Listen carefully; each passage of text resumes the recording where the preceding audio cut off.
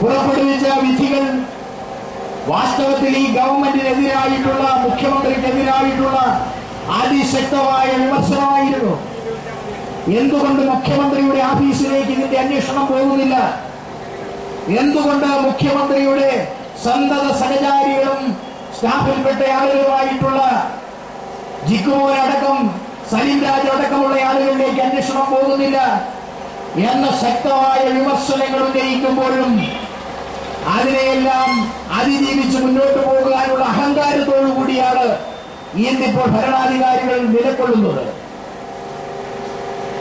സരിതയുടെ തന്നെ വെളിപ്പെടുത്തൽ വലിയ ഞെട്ടലോടുകൂടിയാണ് നമ്മുടെ ഭരണ നേതൃത്വം കേട്ടത്. കോടതി തന്നെ സരിതയുടെ മൊഴികൾ അട്ടിമറിക്കുന്നതിന് കൂട്ടുനിന്നപ്പോൾ നമ്മുടെ ഭരണ നേതൃത്വത്തിനായിരുന്നു ആശ്വാസമുണ്ടായത്. ഭരണ നേതൃത്വവും ജുഡീഷ്യറിയും ചേർന്നുകൊണ്ട് സരിതയുടെ മൊഴി അട്ടിമറിക്കപ്പെട്ടു. അത് പുറത്തു വന്നിരുന്നെങ്കിൽ ഈ പകൽമാന്യന്മാരുടെ എല്ലാം തനിനിറം നമുക്ക് ബോധ്യമാകുമായിരുന്നു.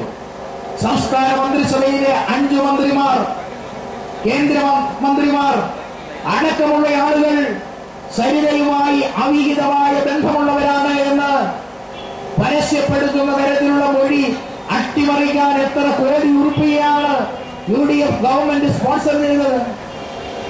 അതിനുവേണ്ടി നടന്നിട്ടുള്ള അന്തർനാടകങ്ങളെല്ലാം നമ്മുടെ നാട്ടിലെ ജനങ്ങളുടെ മുമ്പാകെ ഇന്നുണ്ട്. അതുകൊണ്ട് അത്തരം കാര്യങ്ങളിലേക്കൊന്നും ഞങ്ങൾ വിശദീകരിച്ച് പോകേണ്ട കാര്യമില്ല. ജനങ്ങൾക്ക് പകൽ പോലെ ഈ കാര്യങ്ങളുടെ നിജസ്ഥിതി ബോധ്യപ്പെട്ടുകൊണ്ടിരിക്കുകയാണ്. ഉമ്മൻചാണ്ടി ഹൈക്കമാൻഡിനെ അഭയം പ്രാപിച്ചു നോക്കി, ഹൈക്കമാൻഡ് ഉപേക്ഷിച്ചു, KPCC ഉപേക്ഷിച്ചു. എന്നിട്ടും നാളം കെട്ട് അധികാരത്തിൽ തുടരുന്നതിന് വേണ്ടിയിട്ടുള്ള പരിശ്രമങ്ങളുമായി നിൽക്കുകയാണ്.